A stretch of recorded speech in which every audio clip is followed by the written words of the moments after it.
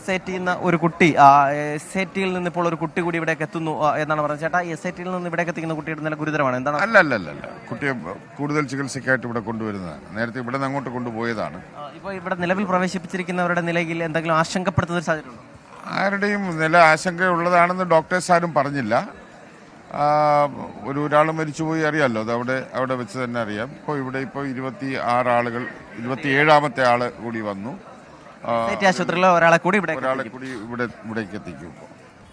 അങ്ങനെയാണ് സുഹൈൽ. അതായത് മൊത്തത്തിൽ 2 സ്ഥലത്തുമായി 37 പേർ നിലവിലുണ്ട്. ഒപ്പം തന്നെ 12 പേർ പിന്നാലെയുള്ള അതിൽ 11 പേരെയും ഈ താലൂക്ക് ആശുപത്രിയിൽ, നെടുമങ്ങാട് താലൂക്ക് ആശുപത്രിയിലും ചികിത്സയിലാണ് എന്നുള്ളതാണ്. നമ്മളെ സംബന്ധിച്ചിടത്തോളം ഏറ്റവും ആശ്വാസകരമായി നമ്മൾ കരുതുന്നത് ഈ പരിക്കുകൾ ഈ ഗുരുതരമല്ല എന്നുള്ളതാണ്. ഇപ്പോൾ ആ കുട്ടിയെ എത്തിക്കുന്നു എന്നാണ് നമുക്ക് അല്പസമയം പറഞ്ഞത്. ആ കുട്ടിയുമായുള്ള ആംബുലൻസ് ആണെന്ന് തോന്നുന്നു. നമുക്ക് ഇവിടേക്ക് അല്പസമയത്തിനകം തന്നെ എത്തുകയും ചെയ്യും. എന്തായാലും സർവ്വസജ്ജീകരണങ്ങളോടുകൂടി നമ്മൾ നടത്തിയൊരു രക്ഷാപ്രവർത്തനം തന്നെയാണ്. അതുമായി ബന്ധപ്പെട്ട കാഷ്വാലിറ്റീസ് കുറച്ചത് എന്നുള്ള കാര്യത്തിലും തർക്കമില്ല. അത് വളരെ വേഗത്തിൽ തന്നെ അവരുടെ പേരുകൾ കണ്ടെത്തി, അവരുടെ പേരുകൾ പ്രസിദ്ധീകരിച്ച്, അങ്ങനെ എല്ലാം ഒരു ചിട്ടയോടുകൂടി എല്ലാം കൃത്യമായി തന്നെ നടത്താൻ കഴിഞ്ഞു എന്നുള്ളത് കൂടി നമ്മൾ ഈ ഘട്ടത്തിൽ പറയണം. അതുമായി ബന്ധപ്പെട്ട് ഏതെങ്കിലും തരത്തിലൊരു ക്രൈം, അതായത് ഈ ഡ്രൈവറുടെ ഭാഗത്തുനിന്നൊരു പിഴവ് പറ്റിയിട്ടുണ്ടോ, അതല്ലെങ്കിൽ മറ്റാരുടെയെങ്കിലും ഭാഗത്തുനിന്നൊരു പിഴവ് പറ്റിയിട്ടുണ്ടോ, അതല്ല ഇനി റോഡിന്റെ നിർമ്മാണത്തിൽ എന്തെങ്കിലും അപാകത പറ്റിയിട്ടുണ്ടോ എന്നതുൾപ്പെടെയുള്ള വിഷയങ്ങളൊക്കെ നാളെ ചർച്ചയാവും എന്നുള്ള കാര്യത്തിൽ തർക്കമില്ല. പക്ഷേ അപ്പോഴും നമ്മൾ ഈ ദിവസത്തെ ഈ രാത്രിയെ ഓർക്കുന്നത് അങ്ങനെയൊന്നും ആയിരിക്കില്ല. 49 പേർക്കുണ്ടായ ഒരു അപകടം, ഒരു ബസ് മറിഞ്ഞൊരു വലിയ അപകടത്തിലേക്ക് പോയേക്കാവുന്ന ഒരു സംഭവം. ആ സംഭവത്തെ വളരെ കൃത്യമായി മാനേജ് ചെയ്ത് രക്ഷാപ്രവർത്തനം നടത്തി അവരെ ജീവിതത്തിലേക്ക് തിരികെ കൊണ്ടുവന്ന ഒരു രാത്രി എന്ന് തന്നെ നമുക്ക് ഈ ദിവസത്തെ അടയാളപ്പെടുത്താൻ കഴിയും എന്നുള്ളതാണ്. അതിൽ നാട്ടുകാരുടെ ഇച്ഛാശക്തിയുണ്ട്, ഒപ്പം ആംബുലൻസ് ഡ്രൈവർമാരുടെ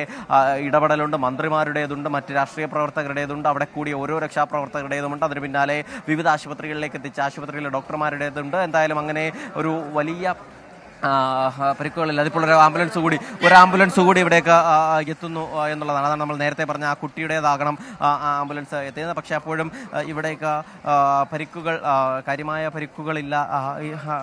കാര്യമായ പരിക്കുകളില്ല എന്ന് നമ്മൾ മനസ്സിലാക്കുകയും ചെയ്യുന്നു. അങ്ങനെ എന്തായാലും ശരി, ആദ്യഘട്ടത്തിൽ നമുക്ക് ആശങ്കപ്പെടേണ്ട ഒരു മരണം ഇതിൻ്റെ ആദ്യഘട്ടത്തിൽ തന്നെ ഉണ്ടാകുകയും ചെയ്തു. അപ്പോൾ തന്നെ മന്ത്രി ആ ഘട്ടത്തിൽ പറഞ്ഞിരുന്ന ഒരു ആശങ്കയുടെ സാഹചര്യം, അത് ഈ മരിച്ച ഈ 60-കാരിക്ക് പുറത്ത് കാര്യമായ പരിക്കുകൾ ഉണ്ടായിരുന്നില്ല.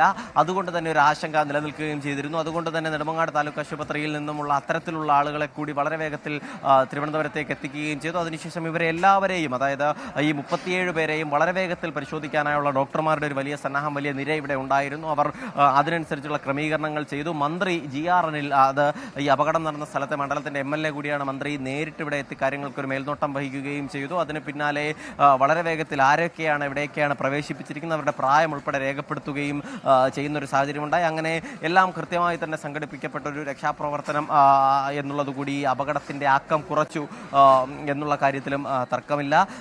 നിലവിൽ ഈ കണക്ക് ഞാൻ ആ കണക്ക് ഒന്നുകൂടി പറയാം. 49 പേർ അപകടത്തിൽപ്പെട്ടതിൽ 27 പേർ തിരുവനന്തപുരം മെഡിക്കൽ കോളേജ് ആശുപത്രിയിലും 10 പേർ SIT ആശുപത്രിയിലുമാണ്. പിന്നാലെയുള്ള 11 പേരാണ് നെടുമങ്ങാട് താലൂക്ക് ആശുപത്രിയിലുള്ളത്. മറ്റ് ആശങ്കകളൊന്നുമില്ല. ഇവിടേക്ക് ഈ തിരുവനന്തപുരം മെഡിക്കൽ കോളേജിൽ എല്ലാവിധ സജ്ജീകരണങ്ങൾക്കും മന്ത്രി ആ ഘട്ടത്തിൽ തന്നെ അപകട വാർത്ത അറിഞ്ഞ് ഇവർക്ക് പരിക്കുണ്ടോ ഇല്ലേ എന്നുള്ളതൊന്നും ആയിരുന്നില്ല മന്ത്രിയുടെ ഭാഗത്തു നിന്ന്. അത് ആരോഗ്യമന്ത്രി ആദ്യഘട്ടത്തിൽ ചെയ്തത് മെഡിക്കൽ കോളേജിലേക്ക് സർവ്വസജ്ജമായി ഇരിക്കാൻ സൂപ്രണ്ടിന് നിർദ്ദേശം നൽകുകയായിരുന്നു. ആ മന്ത്രിയുടെ ആ വാർത്താക്കുറിപ്പ് വരുന്ന സമയം തന്നെ വളരെ നിർണായകമാണ്. 10:30 കഴിയുമ്പോഴേക്കും ആ വാർത്താക്കുറിപ്പ് വരുന്നു. 10:20 അപകടമുണ്ടായി. അങ്ങനെ എല്ലാ നിലയിലും ഏകോപിപ്പിക്കപ്പെട്ടൊരു സംവിധാനം, ഒരു കൃത്യമായ ഇടപെടലോടുകൂടി ചലിച്ച ഒരു സംവിധാനത്തിന്റെ കൂടി മികവ് നമ്മൾ ഈ ഘട്ടത്തിൽ എടുത്തു പറയേണ്ടതുണ്ട്. എന്തായാലും പക്ഷേ നാളെ ഉണ്ടാവുക മറ്റു പല സംഭവവികാസങ്ങളുമാകും. ഉറപ്പായും ഇതിൻ്റെ കാരണം തേടേണ്ടതുണ്ട്. അതിൽ അപകടമുണ്ടാകുന്നത് ഗതാഗത വകുപ്പിൻ്റെ ഉൾപ്പെടെയുള്ള പരിശോധനകളൊക്കെ പല വഴിക്ക് നടക്കുന്നുണ്ട്. അതുകൊണ്ട് തന്നെ സ്വാഭാവികമായും ഗതാഗത വകുപ്പിൻ്റെയൊക്കെ പരിശോധന ഈ വിഷയത്തിലും ഉണ്ടാവുകയും ചെയ്യും. നിലവിൽ ഈ സംഭവ സ്ഥലത്ത് തന്നെ ചില പ്രതിഷേധങ്ങളൊക്കെ ഉയരുകയും ചെയ്തത് നമ്മൾ കണ്ടതാണ്. ആ പ്രതിഷേധങ്ങളൊക്കെ നാളെ കുറച്ചുകൂടി ശക്തമായി ഉണ്ടാകാനുള്ള സാധ്യതയുമുണ്ട്. നിലവിൽ ഈ നമ്മൾ നിൽക്കുന്ന തിരുവനന്തപുരത്തെ മെഡിക്കൽ കോളേജിൽ അല്പസമയത്തിനകം തന്നെ ഒരു ഹെൽപ്പ് ഡെസ്ക് കൂടി തുടങ്ങും എന്നാണ് മനസ്സിലാക്കുന്നത്. മനസ്സിലാക്കുന്നത്. ആ ഹെൽപ്പ് ഡെസ്കിന് കൂടി സഹായകമാകും വിധമാണ് ഇവിടേക്കൊരു ഈ ലിസ്റ്റുകൾ പ്രസിദ്ധീകരിച്ചത്, 37 പേരുടെയും ലിസ്റ്റുകൾ പ്രസിദ്ധീകരിച്ചത്. അവിടേക്ക് ഈ ടൂറിന് പോയവരുടെ ബന്ധുക്കൾക്ക് ഇവിടേക്ക് എത്താം. അതിനുശേഷം ഈ ലിസ്റ്റ് നോക്കി ഈ 37 പേരിൽ ആരെങ്കിലും ഇവിടെ ഉണ്ടെങ്കിൽ അവർക്ക് ഈ ഹെൽപ്പ് ഡെസ്കുമായി ബന്ധപ്പെടാം. മറ്റെന്തെങ്കിലും ചികിത്സയിലോ മറ്റെന്തെങ്കിലും ആവശ്യമുണ്ടെങ്കിലോ അവർക്ക് അറിയിക്കാം. മാത്രമല്ല രക്തം ഉൾപ്പെടെ ആവശ്യമുണ്ടെങ്കിൽ അതിനുള്ള സജ്ജീകരണങ്ങളും ക്രമീകരണങ്ങളും ഒക്കെ ഇവിടേക്ക് ഇതിനോടകം തന്നെ ഏർപ്പെടുത്തിയിട്ടുണ്ട്. മറ്റു നാട്ടുകാരും അത്തരത്തിൽ തന്നെ രക്തം നൽകാൻ ഉൾപ്പെടെ സന്നദ്ധമായി എത്തിയിട്ടുണ്ട്. അപ്പോഴും നമ്മൾ നമ്മുടെ കൺമുൻപിലൂടെ കടന്നുപോയ കണ്ട കുറേയധികം പേരുണ്ട്. അവരുടെയൊന്നും ആരോഗ്യനിലയിൽ വലിയ പ്രശ്നങ്ങളില്ല എന്ന ആശ്വാസം, അങ്ങേയറ്റം ആശ്വാസകരമായ ഒരു വാർത്ത നമ്മളെ സംബന്ധിച്ചിടത്തോളം വലിയ സന്തോഷം നൽകുന്നതാണ്. ആ ഘട്ടത്തിലും ഒരാളുടെ മരണം അത്ര തന്നെ ദുഃഖത്തിലും നമ്മളെ എത്തിക്കുന്നുണ്ട്. നിലവിൽ എന്തായാലും ഇപ്പോൾ ആശുപത്രിയിലേക്ക് എത്തിക്കേണ്ട എല്ലാവരെയും എത്തിച്ചു കഴിഞ്ഞു എന്നുള്ളതാണ് നമ്മൾ മനസ്സിലാക്കുന്നത്. ഇനി വേണ്ടത് ഇപ്പോൾ ഈ SIT ആശുപത്രിയിലുള്ള 10 കുട്ടികളുടെ നിലയിലും കാര്യമായ പ്രശ്നങ്ങളില്ല. ഒരാൾക്കൊരല്പം പ്രശ്നമുണ്ട്, പക്ഷേ അതും വലിയ ആശങ്കപ്പെടേണ്ട പ്രശ്നമില്ല എന്ന് നമ്മൾ മനസ്സിലാക്കുന്നു. ആ നിലയിലാണ് ഇപ്പോഴത്തെ ഈ ആശുപത്രിയിൽ നിന്നുള്ള വിവരങ്ങൾ നമ്മളെ മനസ്സിലാക്കിപ്പിക്കുന്നത്.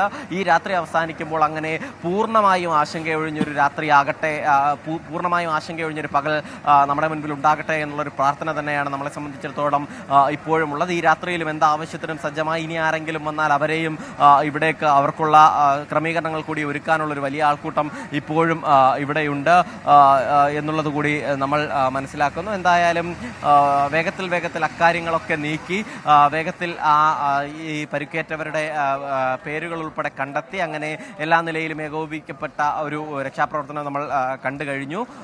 ബാക്കി എന്തൊക്കെ ഇതുമായി ബന്ധപ്പെട്ടുള്ളത് എന്നുള്ളത് പോലീസിന്റെ കൂടി ഭാഗമാണ്. അതിന്റെ ഭാഗമായി കൂടിയാണ് പോലീസ് ഈ രാത്രിയിൽ തന്നെ ആ വാഹനത്തിൽ പരിശോധന നടത്തിയത്. പരിശോധനയ്ക്ക് പിന്നാലെ മറ്റ് നടപടികളിലേക്ക് പോലീസ് കടക്കുകയും ചെയ്യും. സുഹൈൽ. ശരി, സ്ലിമാണ് വിവരങ്ങൾ നൽകിയത്. ഒരു അപകടമുണ്ടായാൽ അമാന്തിക്കാതെ ആശങ്കപ്പെടാതെ മുണ്ടുമുറുക്കിയെടുത്ത് രക്ഷാപ്രവർത്തനത്തിൽ തുനിഞ്ഞിറങ്ങിയ ബസ്സിലെ 49 പേരെയും കണ്ണിമ വെട്ടും മുമ്പ് പുറത്തേക്കെടുത്ത് ഓടിപ്പാഞ്ഞ് തൊട്ടടുത്ത ആശുപത്രിയിൽ എത്തിച്ച് അവിടെ നിന്ന് നിരനിരയായി നീങ്ങുന്ന ആംബുലൻസുകളിലേക്ക് തിരുവനന്തപുരം മെഡിക്കൽ കോളേജിലേക്ക് എത്തിച്ച് രോഗികൾ മെഡിക്കൽ കോളേജിൽ എത്തും മുമ്പ് സർവ്വസന്നാഹങ്ങളുമായി ഡോക്ടറെയും സംവിധാനത്തെയും ത്വരിതപ്പെടുത്തുന്ന ആരോഗ്യവകുപ്പ് മന്ത്രി, ആ സംഭവ സ്ഥലത്തേക്ക് എത്തുന്ന സ്ഥലം MLAയും ഭക്ഷ്യവകുപ്പ് മന്ത്രിയുമായ GR അനിൽ, അങ്ങനെ എല്ലാവരും കൃത്യസമയത്ത് ആശുപത്രിയിലേക്ക് എത്തിക്കുന്നു. ആശുപത്രിയിൽ എത്തും മുമ്പ് തന്നെ എല്ലാ സജ്ജീകരണങ്ങളും ഒരുക്കി കഴിഞ്ഞിരിക്കുന്നു. അപ്പോൾ തന്നെ ആശുപത്രിയിലെത്തുന്നവരുടെ വിവരങ്ങൾ അപ്പോൾ പുറത്തിറക്കി ഹെൽപ്പ് ഡെസ്കുകൾ രൂപീകരിക്കുന്നു. കൂടുതൽ ജീവഹാനികൾ സംഭവിക്കാത്ത കൃത്യമായ രക്ഷാപ്രവർത്തനം നടത്തുന്ന കേരള മോഡൽ എന്നും അത്ഭുതമാണ്.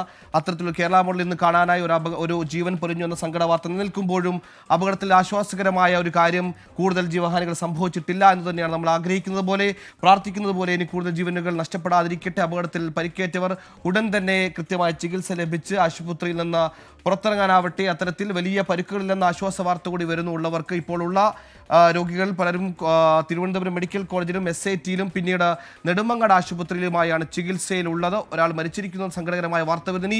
വരും ദിവസങ്ങളിൽ അല്ലെങ്കിൽ ഇപ്പോൾ അപകടത്തിൽ പരിക്കേറ്റവരേറെ കുറിച്ച് ചികിത്സ നൽകി പോരുന്നു. ഇനി അപകട കാരണം എന്നതിൽ ഒരു ഔദ്യോഗിക സ്ഥിരീകരണം ഉണ്ടാകേണ്ടതുണ്ട്. നേരത്തെ ദൃക്സാക്ഷി വിവരങ്ങൾ അവിടെ നിന്ന് ലഭിക്കുന്ന വിവരങ്ങൾ അടക്കം പരിശോധിക്കുമ്പോൾ ഒരു ചേസ് നടന്നിരിക്കുന്നു, ഓവർ സ്പീഡ് നടന്നിരിക്കുന്നു. എന്തായാലും ആ പരിസരവും ടെറൈനും അറിയാത്ത ഡ്രൈവറല്ല എന്ന കാര്യത്തിൽ സംശയമില്ല. കാട്ടാക്കടയിൽ നിന്ന് യാത്ര തുടങ്ങി അല്പം കിലോമീറ്ററുകൾ മാത്രം താണ്ടി, ഒരു 10-15 കിലോമീറ്ററുകൾ താണ്ടി ജില്ലയുടെ അതിർത്തി എത്തും മുമ്പ് തന്നെ ഒരു അപകടം പറ്റിയിരിക്കുന്നു. വലിയ ആഗ്രഹങ്ങളുമായി ഉല്ലാസയാത്രയ്ക്ക് ഇറങ്ങിയ 49 പേരാണ്. അവരുടെ യാത്ര ഇങ്ങനെ സങ്കടകരമായ രീതിയിൽ അവസാനിച്ചിരിക്കുന്നു എന്ന നൊമ്പരം കൂടി ഈ രാത്രി വൈകി നമ്മളിലേക്ക് വരുന്നു. എന്തായാലും ഇപ്പോൾ ബസ്സിൽ പ്രാഥമികമായ പരിശോധന പോലീസ് നടത്തിയിട്ടുണ്ട്. MVDയുടെ പരിശോധനയുണ്ട്.